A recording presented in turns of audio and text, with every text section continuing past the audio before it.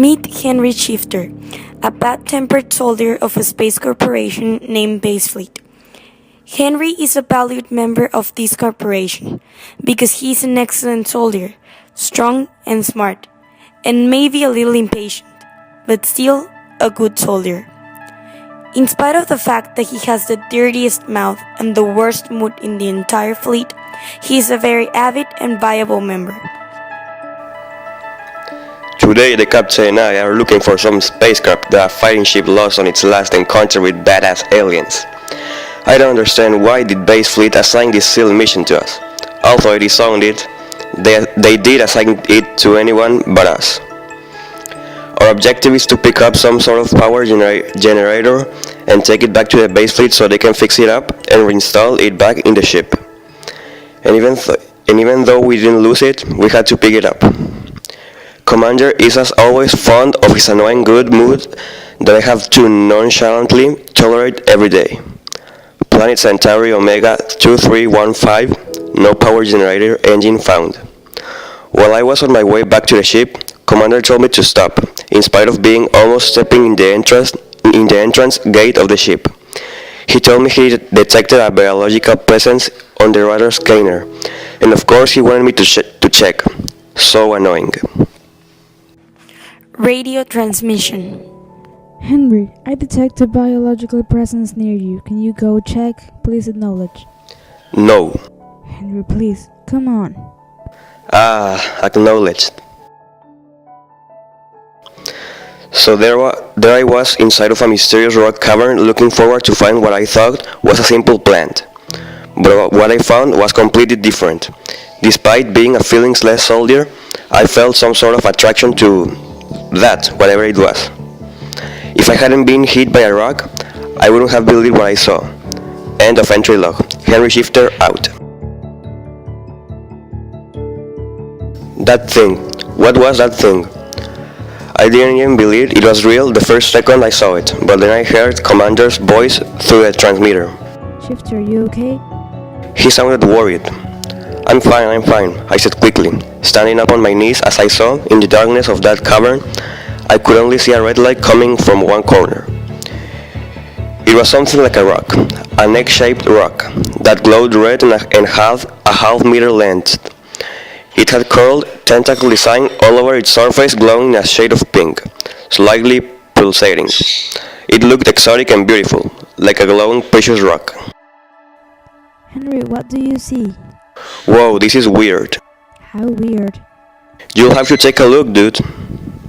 Take it to the ship. Okay, going. I took the egg in my arms and roughly exited the cavern. It was a bit heavy, though.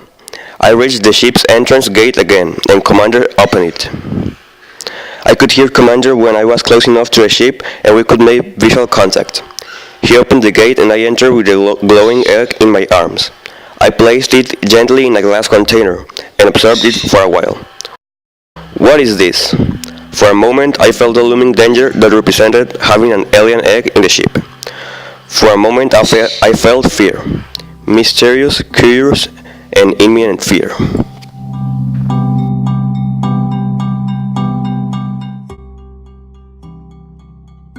The major scientist with the white lab coat was looking strangely at the red egg in front of him, on the other side of the crystal wall in Basefleet's high technology laboratory. The egg was still glowing red and pink, with its eccentric curls and swirls. We think... But he got interrupted as they both suddenly saw Shifter entering through the lab doorway. The white-haired scientist adjusted his thick glasses with his wizened fingers and gasped as he heard from the soldier. Is this the alien egg we found? He asked, not caring too much of the conversation both authorities were having. An alien egg? You brought an alien egg here? Don't worry, Doc. I'll kick its ass if it manages to do something. Calm down, Shifter. I'll analyze this as soon as possible. We have never seen anything like it before. The scientific community in Basefleet was huge. People with white lab coats were walking here and there, checking lectures and numbers showed in the machines already connected to the egg in the central analysis chamber. They looked ecstatic as doing so, as if they just couldn't believe what they saw. The space soldier and his commander remained there, separated but near the analysis chamber, observing as the scientists moved like little ants all over the place. Commander looked for his soldier with a glance, just to find out he wasn't doing any foolishness. Unfortunately, that was the case. Shifter was calm, looking straightly at the red glowing egg. Then suddenly, everyone stopped. A solid silence that you could almost touch invaded the laboratory. And in that silence, the soldier and the commander could clearly hear something hatching. The mayor scientist approached the analysis chamber and looked through the polarized glass, and then at the lectures in the screen, and then through the glass again, and returned once more to the lectures. Finally, he addressed his scientists when one of them asked, Sir, what was that? An alien birth. Through the lab, a general surprised gasp could be heard. The commander threw a glance at his soldier, and this one nodded in sign of being prepared for anything. He loaded the gun he always carried with him, just in case.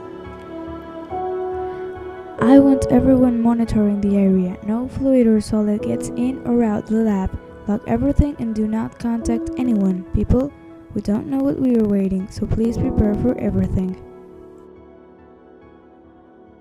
if they were studied before, now they were absolutely absorbed in their work. Rapidly, some of them pressed buttons to close gates, and others were typing something in their machines, sensing the egg. Crack. A hand could be seen coming out of the egg.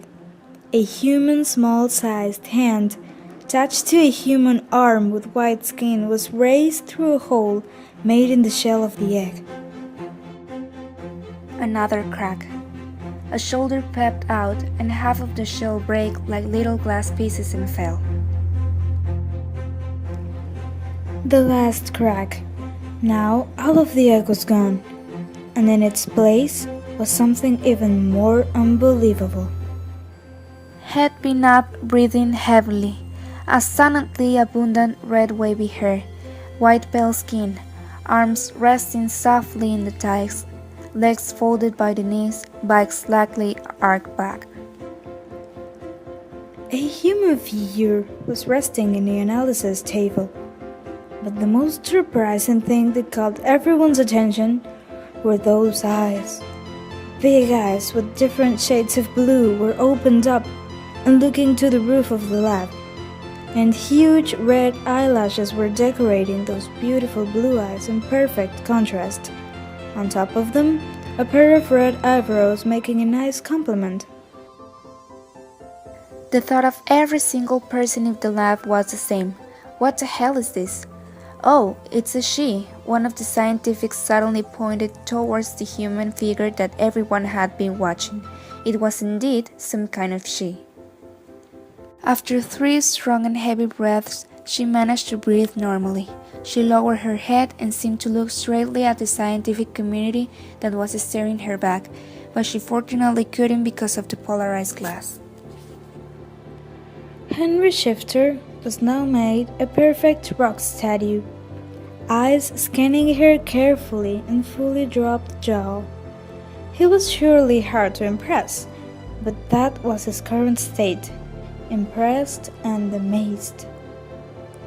And maybe, just maybe, he fell in love just by seeing her. Every minute he touched her with the sight, he felt in his frozen empty heart love.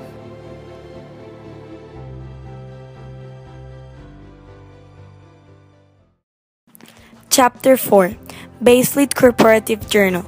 Entry Log. Basefleet Corporative has included a newfound alien form to the Army. Our reasons to take said act are that the subject's DNA appears to be 95% similar to human DNA, and physically, the subject has demonstrated skills over the average. We tested this in the Base Fleet Laboratory Center. The final decision was to give the subject physical and psychological capacitation, charge carried by Soldier 01867, Henry Chifter, who volunteered to do so, being supervised by Commander Ben.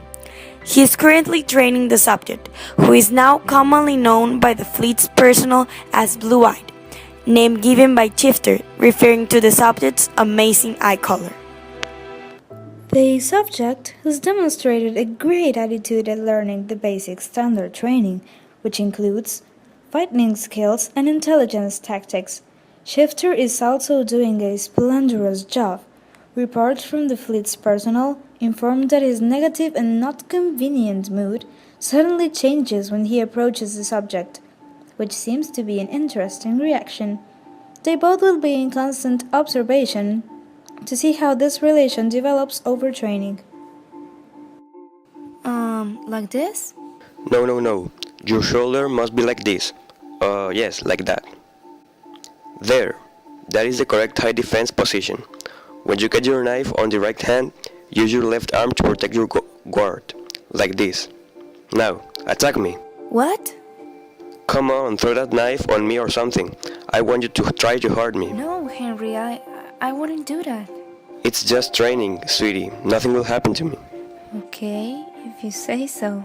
The eyes of the super soldier suddenly saw a small hand holding a knife crossing his face, and he almost didn't catch it.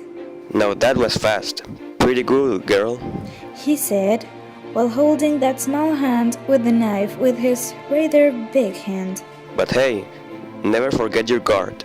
Just right after he said this, he took the girl quickly in his strong fighter arms and held her softly like a princess. She just couldn't stop laughing and threw the knife to the floor without caring.